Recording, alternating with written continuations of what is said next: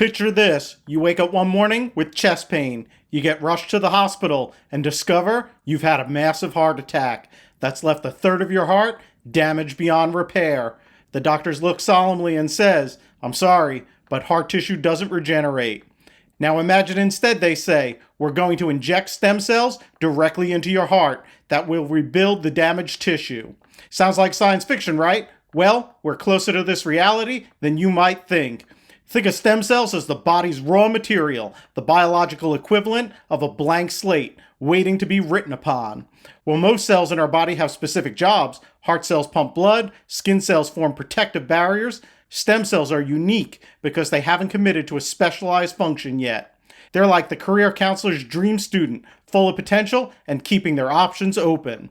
What makes stem cells truly revolutionary are two key characteristics. First, they can renew themselves through cell division, even after long periods of inactivity. Second, under the right conditions, they can differentiate, transform into specialized cells with specific functions. It's like having biological shapeshifters living inside us. Now, not all stem cells are created equal. We have pluripotent stem cells, which are the overachievers of the stem cell world. They can become almost any type of cell in the body. These include embryonic stem cells and induced pluripotent stem cells, which we'll discuss more later. Then we have multipotent stem cells, which are a bit more career-focused. They can become multiple cell types, but only within a specific tissue or organ family. Think of them as having chosen their major, but not yet their specific job. The journey of stem cell research is filled with both breathtaking breakthroughs and heated controversies. In the late 1960s, the first bone marrow transplants showed the world the life-saving potential of hemopoietic stem cells, blood-forming cells that can regenerate a patient's entire immune system. Fast forward to 1998, when scientists first isolated human embryonic stem cells, opening up incredible new possibilities while simultaneously igniting ethical debates that continue to this day. Welcome to Apprentice.io's Industry Insights. I'm Frank Maggiore, and today we're diving into the fascinating world of stem cell therapies, nature's master cells with the remarkable ability to transform into virtually any cell in the human body. We're witnessing a renaissance in stem cell research. Scientists are discovering new sources of stem cells, developing methods to guide their development, and conducting clinical trials for conditions once thought untreatable. From leukemia to Parkinson's disease, from heart failure to spinal cord injuries, stem cells are offering hope where there once was none. But here's the important part. Despite all the excitement and promise, there's currently only one FDA-approved stem cell therapy, hemopoietic stem cell transplantation, primarily used to treat blood cancers like leukemia and lymphoma. The gap between this vast potential and limited approved applications has created a wild west of unproven treatments and predatory clinics preying upon the most desperate patients, something we'll dive into later. Throughout this episode, we'll explore the incredible potential of stem cell therapies, examine the challenges in bringing them from lab to the clinic, and look at how modern manufacturing technologies, including cloud-based MES platforms, are helping to scale and standardize stem cell production for tomorrow's breakthrough treatments. We'll also look at some exciting new frontiers, including a surprising new source of stem cells that's been literally going to waste for thousands of years. So stick around, whether you're in pharma, biotech, or just fascinated by cutting-edge medicine. This exploration of stem cell therapies promises to be both enlightening and, dare I say, regenerative for your knowledge base. Let's talk about where these magical cells actually come from, because it's not like you can just pick them up at your local Whole Foods alongside your organic kale and free-range eggs. The most established source of stem cells comes from bone marrow, and if you've ever seen a medical drama, you're probably familiar with the rather medieval-looking procedure. A large needle is inserted into the pelvic bone to extract the bone marrow, which sounds about as pleasant as it actually is. This liquid tissue contains hemopoietic stem cells that can develop into all types of blood cells. It's been the gold standard for decades, but it's invasive, painful, and requires anesthesia. A less invasive alternative is peripheral blood stem cell collection. In this method, donors receive medications that stimulate their bone marrow to release stem cells into the bloodstream. Then, through a process called apheresis, blood is removed through a needle in one arm, passed through a machine that separates out the stem cells, and returns the remaining blood components through a needle in the other arm. Think of it like a biological toll booth, only the stem cells pay the toll and get collected, while everything else continues on its merry way back into the circulatory system. The process takes several hours, but it's relatively painless compared to the extreme bone marrow extraction. Then we have umbilical cord blood, which turns out to be loaded with valuable stem cells. After a baby is born, instead of discarding the umbilical cord and placenta as medical waste, the blood can be collected and stored for future use. These cord blood stem cells are younger, more flexible, and cause fewer complications when transplanted. They're like the rookie athletes of the stem cell world, energetic, adaptable, and ready to perform. Public and private cord blood banks have popped up worldwide, although the private ones have sparked debates about access and equity in healthcare. Now let's address the elephant in the room, embryonic stem cells. These cells come from embryos that are 3 to 5 days old, specifically from the inner cell mass of blastocysts, which are essentially hollow balls of cells that would eventually develop into a fetus. These cells are pluripotent, meaning they can become virtually any cell type in the body. The research potential is enormous, but so is the controversy, since harvesting these cells results in the destruction of the embryo. This has led to heated ethical debates, research restrictions, and funding limitations in many countries. But here's where things get really interesting, and maybe a little surprising for the squeamish among us. Scientists have discovered that menstrual blood contains a population of highly regenerative stem cells. Yes, you heard that right. The monthly event that has been the bane of existence for roughly half the population turns out to be a potential goldmine of therapeutic stem cells. About 20 years ago, a biologist named Carolyn Gargett discovered stem cells in the endometrium, the tissue that lines the uterus and is shed during menstruation. These cells, particularly the endometrial stromal mesenchymal stem cells, are multipotent and can differentiate into bone, fat, cartilage, and even smooth muscle cells. The most revolutionary aspect isn't just their existence, but how they can be collected, using a menstrual cup rather than invasive surgical biopsies. This discovery is significant for several reasons. First, these stem cells are abundant and easily accessible. Second, collection is non-invasive. No needles, no surgery, and certainly nothing as invasive as collecting bone marrow. Third, they are being shed anyway, so there are no ethical concerns. And finally, they can provide insights into conditions like endometriosis, a painful disease affecting millions of women worldwide that currently takes an average of 7 years to diagnose. Studies have shown that menstrual stem cells from women with endometriosis have different shapes and gene expression patterns than those from healthy women, potentially offering a whole new diagnostic approach. Finally, there's what I consider one of the most exciting breakthroughs in recent stem cell research, induced pluripotent stem cells, or iPSCs. These are adult cells that have been genetically reprogrammed to an embryonic stem cell-like state. Imagine taking a skin cell from an adult and essentially telling it, forget everything you know about being a skin cell. You're young again. You can be anything you want to be. It's like giving a 50-year-old accountant the chance to go back to kindergarten and dream of becoming an astronaut again. This approach, pioneered by Shinya Yamanaka, who won a Nobel Prize for this work, sidesteps the ethical issues of embryonic stem cells while offering many of the same benefits. Scientists can take a small skin biopsy from a patient, reprogram those cells into iPSCs, and potentially create patient-matched tissues or organs with minimal risk of rejection. It's not quite there clinically yet, but the potential is enormous. So there you have it. From the painful jab of a bone marrow aspiration to the simple collection of what was previously considered waste material, stem cell sources have diversified dramatically. Each source has its advantages, limitations, and unique applications. And as collection methods continue to improve and become less invasive, we're likely to see even greater acceptance and utilization of stem cell therapies in the near future. Now that we understand the different sources of stem cells, let's talk about what they're actually FDA approved for. And spoiler alert, it's a much shorter list than you might expect given all the hype. Currently, the only FDA approved stem cell therapy is hematopoietic stem cell transplantation, primarily used for blood cancers like leukemia, lymphoma, and multiple myeloma. That's it, one therapy. It's like having a Swiss Army knife with 50 tools, but only being allowed to use the bottle opener. Hematopoietic stem cell transplantation has actually been around for over 60 years. The first successful procedure was performed in 1956, and it's been refined significantly since then. These blood-forming stem cells, which reside primarily in bone marrow, have the unique ability to develop into all types of blood cells: red blood cells that carry oxygen, white blood cells that fight infection, and platelets that help with blood clotting. So, how does this therapy actually work? Let's say a patient has leukemia, which is essentially a cancer of the blood-forming cells in bone marrow. The treatment typically involves 3 major steps. First, the patient undergoes a conditioning regimen, essentially high-dose chemotherapy and sometimes radiation therapy to destroy their cancerous bone marrow.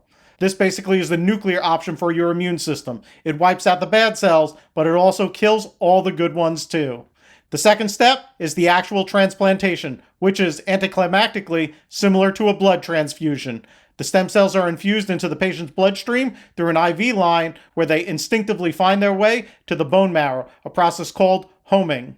It's like they have their own internal GPS system guiding them exactly where they need to go. Finally, in the engraftment phase, these transplanted stem cells begin to produce new, healthy blood cells. This typically takes about 2 to 4 weeks, during which time the patient is extremely vulnerable to infections because they essentially have no functioning immune system. It's like renovating your home security system. There's a period where you're completely exposed before the new system comes online. There are 2 main types of transplants: autologous, where patients receive their own stem cells that were harvested before the treatment, and allogenic, where they receive stem cells from a donor patient. Autologous transplants have a lower risk of complications, but don't benefit from what's called the graft versus tumor effect, where donor immune cells help fight remaining cancer cells. It's like sending in fresh troops who haven't been tricked by the enemy's camouflage yet. The success rates vary widely depending on the type of cancer, stage of the disease, patient age, donor matching, and other factors. For some conditions, like types of lymphoma, success rates can be as high as 80 to 90%. For others, particularly advanced or aggressive cancers, these rates may be closer to 20 or 30%. The procedure itself carries significant risk, including infections, organ damage, and graft versus host disease, where the donor cells actually attack the patient's body. It's definitely not a walk in the park. Beyond blood cancers, hematopoietic stem cell transplantation is also used for certain genetic disorders like sickle cell disease and some severe combined immunodeficiency disorders. The FDA has also approved 5 hematopoietic stem cell products derived from cord blood for these uses, but that's where the current FDA approvals end. Now, you might be wondering, why is the FDA being so stingy with the approvals when there seems to be so much potential? The answer lies in the regulatory pathway, which is appropriately rigorous given we're talking about therapies that can fundamentally alter human biology. Stem cell therapies are regulated as biologics, specifically as human cells, tissues, and cellular and tissue-based products. They must go through the same intensive clinical trial process as other drugs and biologics: preclinical testing, phase 1 safety trials, phase 2 efficacy trials, and phase 3 larger scale trials that compare the therapy to standard treatments.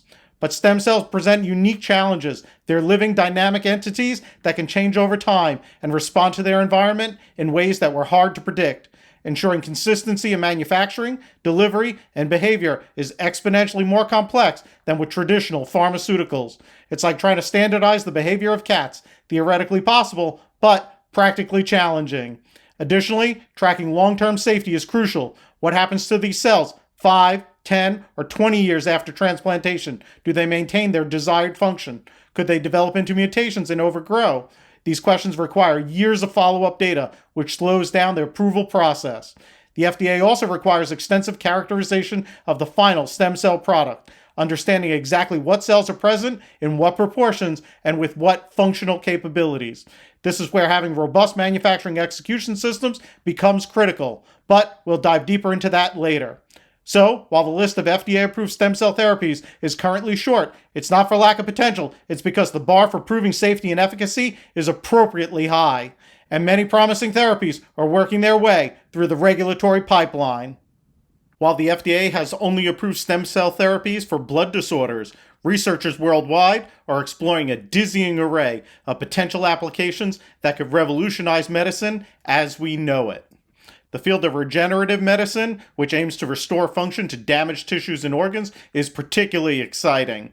Let's start with neurological applications, which hold enormous promise for conditions that currently have few effective treatments. Take Parkinson's disease, for example, which affects nearly 1 million Americans. It's characterized by the loss of dopamine-producing neurons in a specific brain region. Current treatments manage symptoms, but don't address the underlying neuronal loss. Stem cell approaches aim to replace these lost neurons, potentially reversing the disease rather than just slowing it down. In January 2021, the FDA approved the first clinical trial for an investigational stem cell therapy to restore these lost brain cells in people with advanced Parkinson's disease. The trial uses stem cells that have been guided to develop into dopamine-producing neurons before transplantation.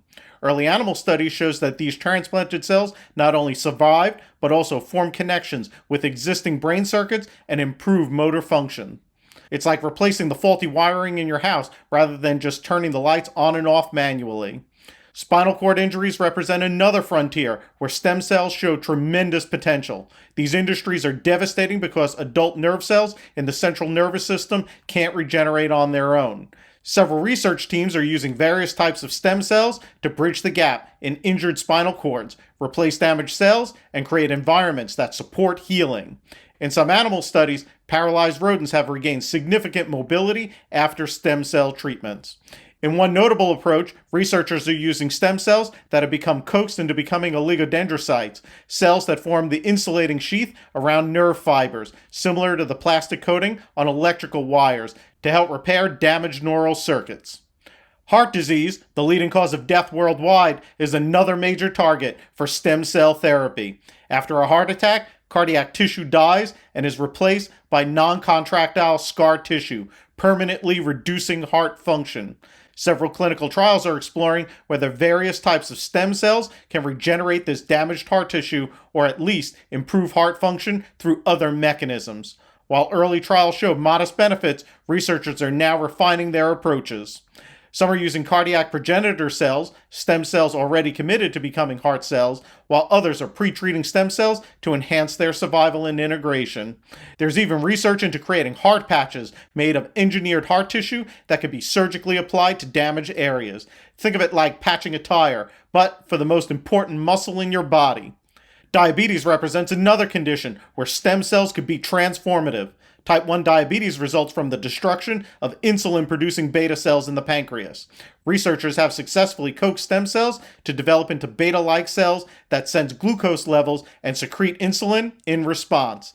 Clinical trials are now testing whether these cells, typically encapsulated to protect them from an immune attack, can effectively regulate blood sugar in patients. Earlier this year, a company called ViaCyte published promising results from their trial of stem cell-derived pancreatic progenitor cells in patients with type 1 diabetes. The orthopedic field is also embracing stem cell research, particularly for osteoarthritis, a condition affecting over 32.5 million Americans. Clinical trials are investigating whether mesenchymal stem cells, which can differentiate into bone, cartilage, and fat cells, can repair damaged joints. These cells may work by differentiating into cartilage cells, reducing inflammation, and/or stimulating the body's own repair mechanisms. Some early studies have shown promising results, with patients reporting decreased pain and improved function after receiving stem cell injections into their arthritic joints. However, it's important to note that results vary significantly across the studies, and many questions remain about the optimal cell types, preparation methods, and delivery approaches. What's particularly exciting about the menstrual stem cell research is its potential for treating endometriosis, a painful condition affecting about 190 million women worldwide. Studies have found that stem cells collected from menstrual blood from women with endometriosis have different characteristics than those from healthy women, potentially offering a new diagnostic tool for a condition that currently takes an average of 7 years to diagnose. Some researchers working with mice have even found that injecting menstrual stem cells could repair damaged endometrium and improve fertility, opening up new therapeutic possibilities. Another fascinating application being researched is the use of stem cells for wound healing. In multiple studies, treating injuries with stem cells or their secretions has accelerated healing in laboratory animals. Menstrual stem cells in particular have shown promise here. In one study, they improved diabetic wound healing in mice, suggesting potential applications for diabetic ulcers, a serious complication for many patients. Researchers are also exploring the potential of stem cells in treating COVID-19 complications.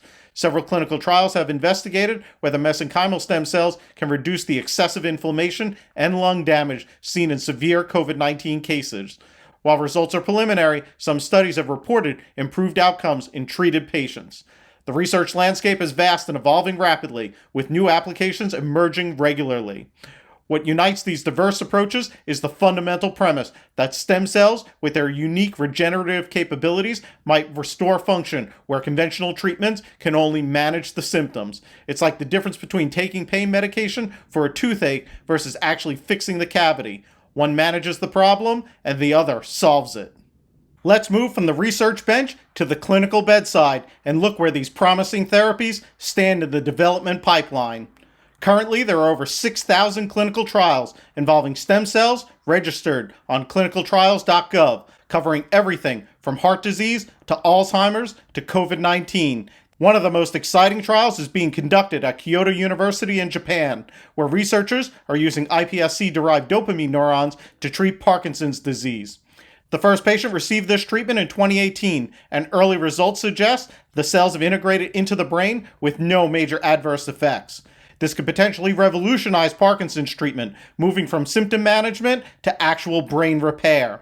For heart disease, the CONCERT-HF trial is combining two types of stem cells, mesenchymal and c-Kit plus cardiac stem cells, to treat heart failure.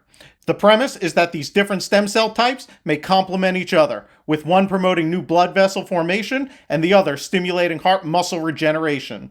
It's like bringing both a plumber and an electrician to fix your house. Sometimes you need multiple specialists to solve a complex problem. For spinal cord injury, Asterias Biotherapeutics, now part of Lineage Cell Therapeutics, has a clinical trial that has shown promising results using embryonic stem cell-derived oligodendrocyte progenitor cells. Some patients with complete cervical spine cord injuries have regained arm and hand functions, which is unprecedented for such severe injuries. These aren't just incremental improvements, they're life-changing outcomes for patients who were told they would never move again. In the diabetes field, several companies, including ViaCyte and Vertex, are conducting trials of stem cell-derived islet cell replacement therapies. Vertex recently reported that their first patient became insulin independent after treatment, a truly remarkable milestone that suggests a functional cure for type 1 diabetes might be within reach.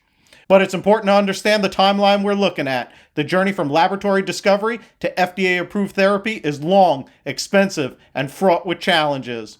On average, it takes 10 to 15 years and costs over $1 billion to bring a new therapy to market. For stem cell therapies, this timeline might be even longer due to their complexity and the need for long-term safety data.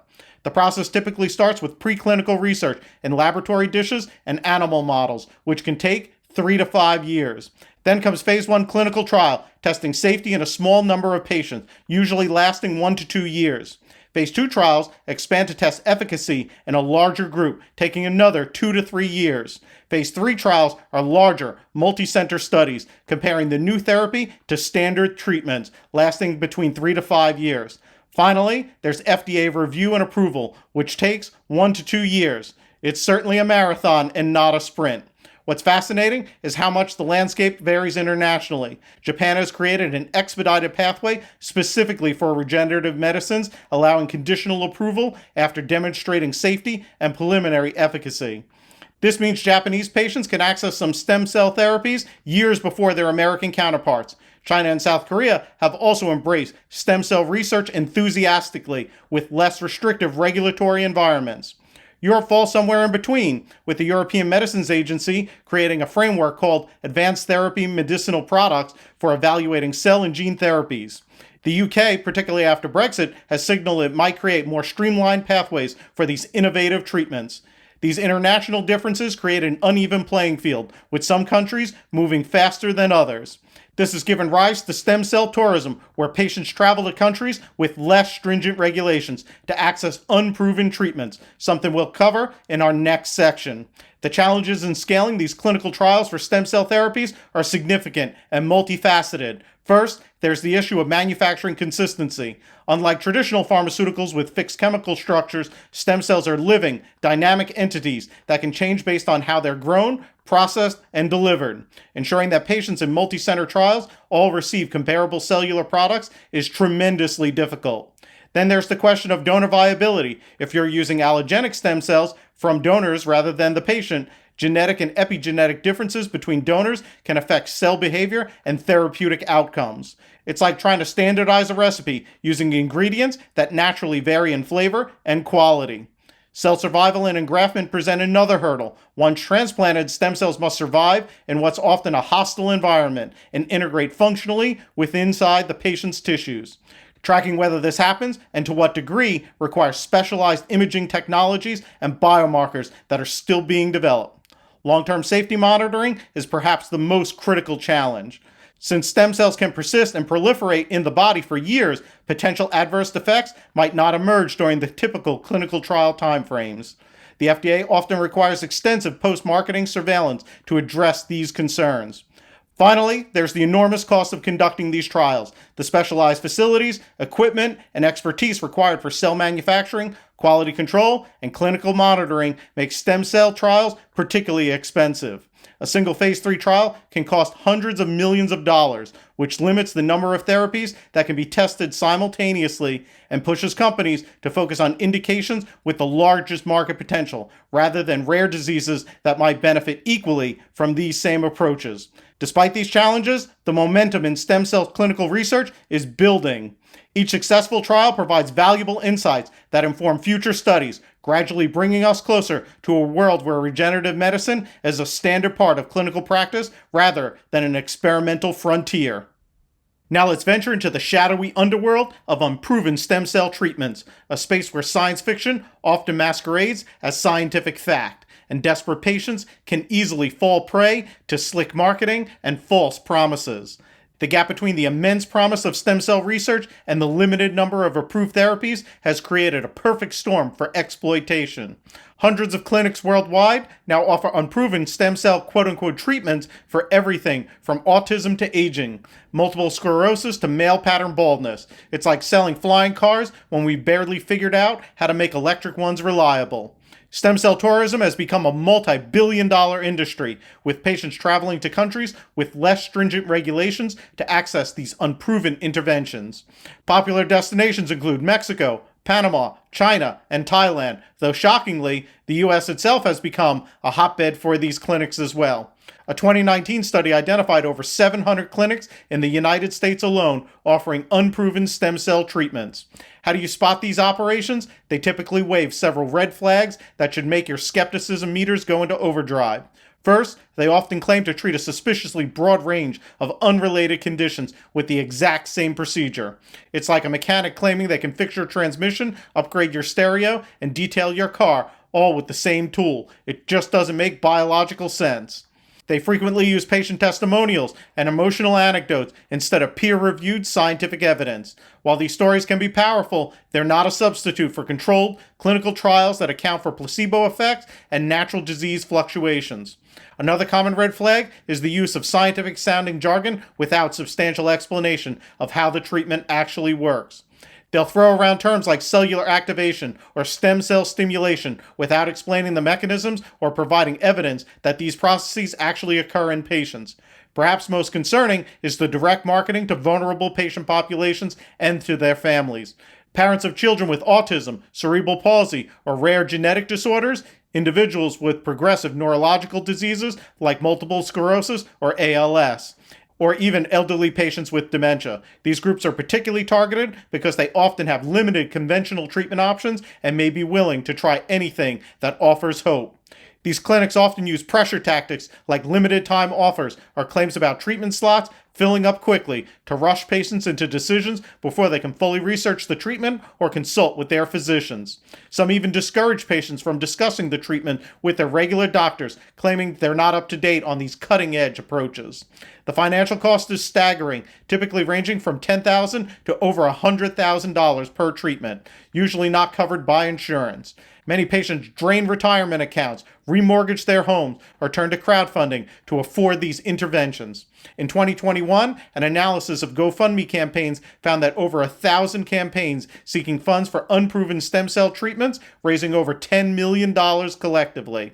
But the cost isn't just financial. In 2021, the FDA reported that stem cell injections in the U.S. caused grave infections in at least 20 patients who received umbilical cord blood-derived products marketed as stem cell treatment.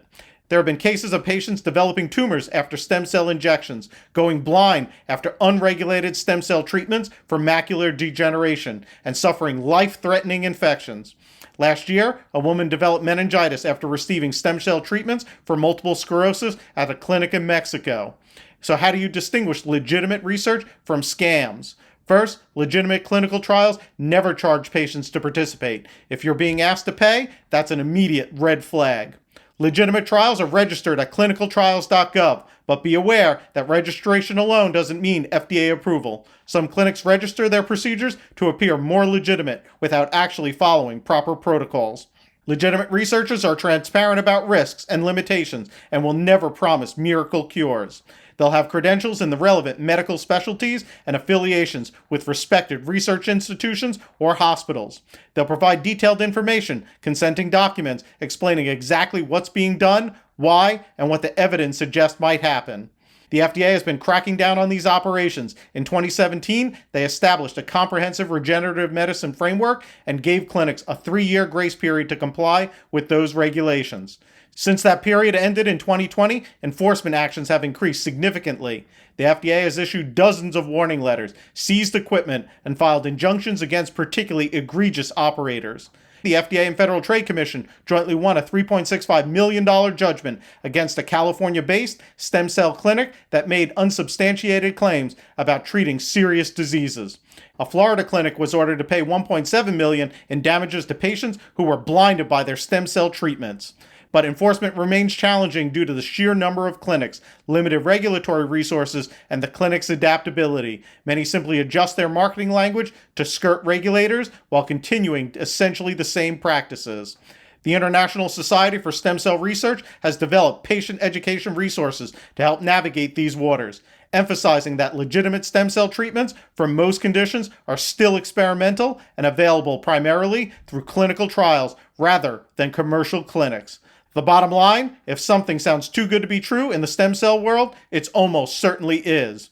Real progress is happening, but it's happening through rigorous research, carefully designed clinical trials, and deliberate regulatory processes, not through strip mall clinics offering miracle cures at premium prices.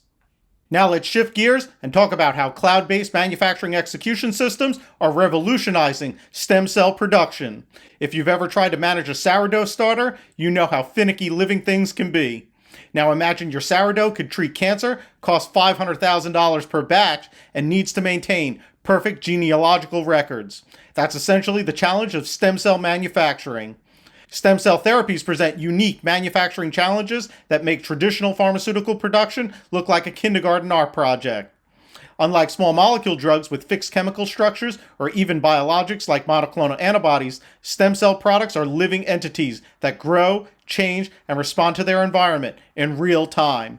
This dynamism creates several critical challenges that cloud-based manufacturing execution systems are uniquely positioned to address.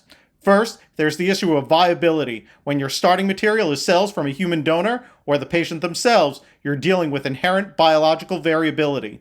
No two donors are genetically identical. Even cells from the same donor collected at different times may behave differently. Cloud-based manufacturing execution system platforms can track this variability through sophisticated characterization and testing modules, flagging deviations and helping manufacturers adjust processes accordingly. Then there's the complexity of the workflow itself. Stem cell manufacturing involves numerous complex steps: cell isolation, expansion, differentiation, purification, characterization, formulation, and cryopreservation. Each step has multiple parameters that need to be monitored and controlled, from temperature and pH to growth factor concentrations and cell density. It's like trying to conduct an orchestra where each musician is playing a different piece and you need somehow to make it sound harmonious.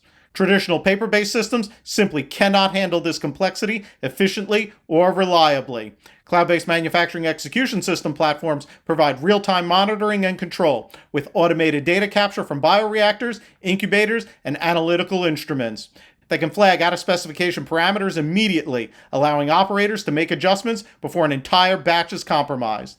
Data integrity across the cell therapy value chain is another critical concern. Given the high stakes of these therapies, both in terms of patient safety and financial investment, maintaining complete, accurate, and tamper-proof records is essential. Cloud-based MES systems create an unbreakable digital thread from donor to patient with electronic signatures, audit trails, and automated data verification. This is particularly important for regulatory compliance. The FDA and other regulatory bodies require comprehensive documentation of every aspect of cell therapy manufacturing.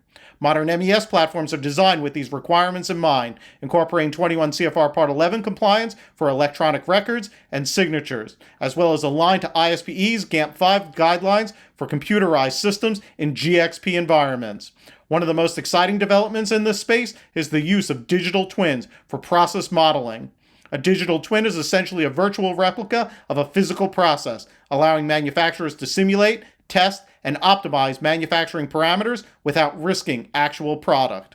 For stem cell therapies, where each batch is precious and variability is high, this capability is game-changing. Imagine being able to predict how cells from a specific donor will respond to different culture conditions, or how changing purification parameters might affect final product quality. Digital twins allow manufacturers to run these simulations, identify optimal process parameters, and dramatically reduce the risk of batch failures. It's like having a practice run before the championship game. The real challenge comes when scaling from clinical trials to commercial production. During early phase clinical trials, manufacturing might involve dozens of batches, treating a few hundred patients. Upon approval, this can suddenly jump to thousands of batches, treating tens of thousands or even millions of patients.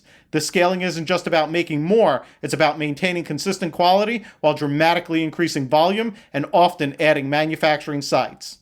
Cloud-based manufacturing execution system platforms facilitate this scaling by standardized processes across those sites, enabling knowledge transfer and providing centralized oversight of distributed manufacturing operations. If you're producing CAR T-cell therapies at facilities in Boston, San Francisco, and Singapore, a cloud-based manufacturing execution system ensures they're all following identical protocols with the same level of rigor. Perhaps the most critical aspect of stem cell manufacturing is maintaining chain of custody and chain of identity. Unlike traditional pharmaceuticals, where mix-ups are problematic but rarely catastrophic, administering the wrong cell therapy to a patient could be fatal. When you're dealing with autologous therapies, using the patient's own cells, ensuring that patient A's cells don't end up in patient B is literally a matter of life and death. Modern MES platforms use advanced tracking technologies, including barcode scanning, RFID tags, and even blockchain to create tamper-proof records of cell origin, processing history, and destination. Some systems incorporate biometric verification at critical handoff points to further reduce the risk of mix-ups. The chain of identity challenges become even more complex when dealing with allogenic therapies, cells from donors used to treat multiple patients, or when cells undergo genetic modifications, as with CAR T-cell therapies. The MES must track not only physical cells, but also their genetic modifications, expansion lineage, and quality attributes throughout the process. Real-time analytics capabilities are transforming how manufacturers respond to process deviations. Rather than discovering problems during final quality testing when it's often too late to save the batch, modern MES platforms can identify trends and patterns that precede the quality issues. They can even recommend corrective actions based on historical data and machine learning algorithms. For example, if oxygen levels in a bioreactor are trending toward a range that has historically resulted in reduced cell viability, the system can alert operators before cells are damaged. It's like having a check engine light that comes on before your car breaks down, not after. The ultimate goals of these advanced manufacturing systems is to enable personalized medicine at scale, creating bespoke treatments for individual patients with the efficiency and reliability traditionally associated with mass production. It's a complex challenge, but cloud-based manufacturing execution systems are making it increasingly achievable. As the field advances, we're seeing integration of additional technologies like automated cell processing systems, advanced imaging for real-time quality assessment, and even AI-driven process optimization. These developments aren't just making manufacturing more efficient, they're helping to bring down the astronomical cost of cell therapies, potentially making them more accessible to more patients worldwide. As we wrap up our journey through the world of stem cell therapies, it's worth taking a moment to reflect on just how far we've come and the incredible potential that still lies ahead. We began by exploring the unique properties of stem cells, those remarkable biological blank slates capable of self-renewal and differentiation into specialized cell types. We examined their various sources, from bone marrow and umbilical cord blood to embryonic tissue and, surprisingly, menstrual blood. We looked at the current FDA-approved applications, primarily focused on hematopoietic stem cell transplantation for blood cancers, and the cutting-edge research expanding the horizons of what's possible. We also took a clear-eyed view of the challenges, the technical hurdles developing consistent, safe therapies, the regulatory pathways that appropriately prioritize patient safety, the predatory clinics exploiting desperate patients, and the complex manufacturing processes required to bring these therapies to scale. But throughout all this, one thing has become abundantly clear. We are standing at the threshold of a new era in medicine. The convergence of stem cell research, artificial intelligence, advanced manufacturing technologies, and our growing understanding of human biology is creating unprecedented opportunities to treat and potentially cure conditions that have long been considered untreatable. In the near term, the most promising applications for stem cells are likely to emerge in areas where clinical trials are already showing strong results. Type 1 diabetes could see functional cures within the next 5 to 10 years as stem cell-derived islet cell therapies continue to advance.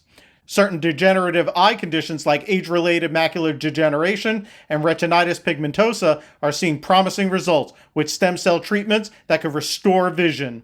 And conditions like Parkinson's disease, where the pathology involves loss of specific cell types, are prime candidates for stem cell interventions. For patients with spinal cord injuries, the prospect of regaining function that was once thought permanently lost is becoming increasingly realistic.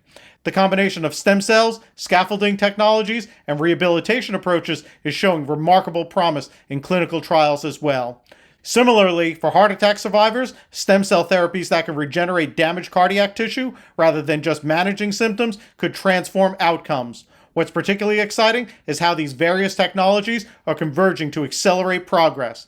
AI is helping researchers identify optimal differentiation protocols and predict cell behavior. Advanced imaging technologies also allow us to track transplanted cells and monitor their integration. Genomic medicine helps us understand how genetic factors influence stem cell function, and cloud-based manufacturing systems enable the production of consistent, high-quality cellular therapies at scale. This technological convergence is compressing timelines that once stretched over decades. What might have taken generations of scientists working sequentially can now be achieved by collaborative teams working in parallel, leveraging computational tools to explore possibilities that would have been impossible to investigate through traditional methods alone. Of course, we need to maintain a healthy balance between optimism and realism. Not every promising therapy will succeed in clinical trials. Some approaches that work beautifully in laboratory animals may still fail to translate in humans. The complexity of the human body and the diverse disease presentations means that stem cell therapies will likely be a part of the broader treatment landscape rather than a panacea for all its ills.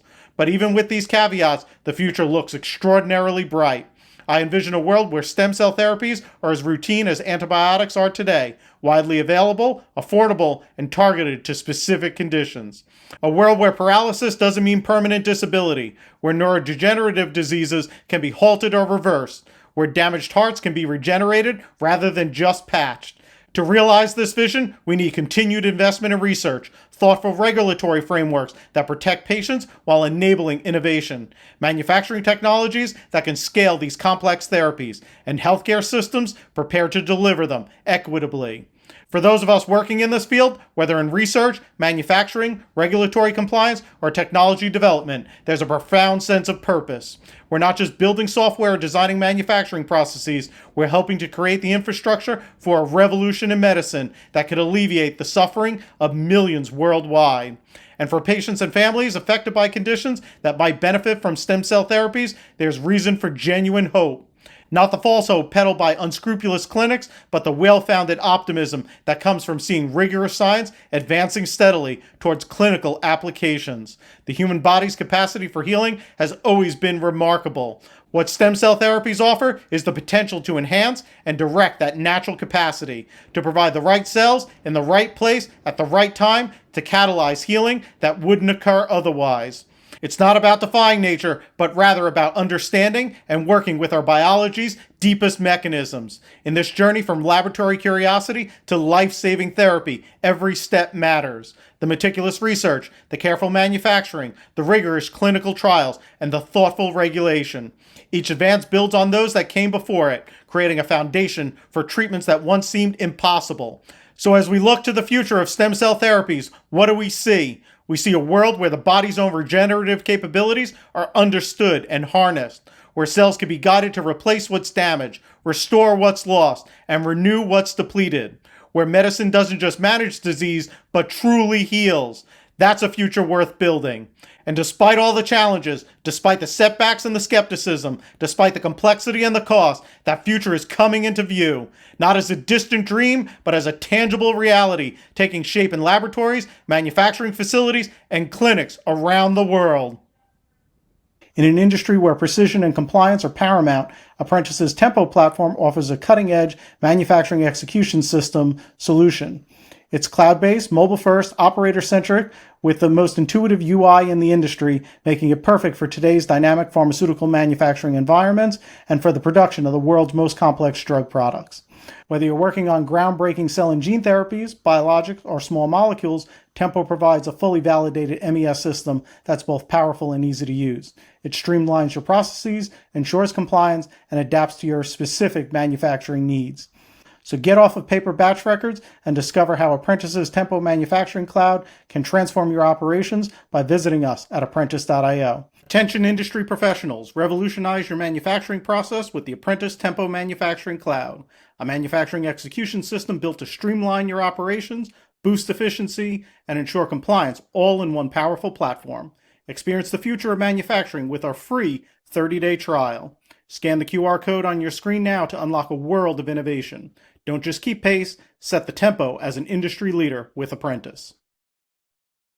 That's all for Apprentice.io's Industry Insights. I'm Frank Maggiore. Thanks for listening. Be sure to like and subscribe. Hit the bell icon for notifications when new episodes drop. Please comment on if you have any additional topics you would like for me to cover in this space, and we'll see you next week for more Industry Insights.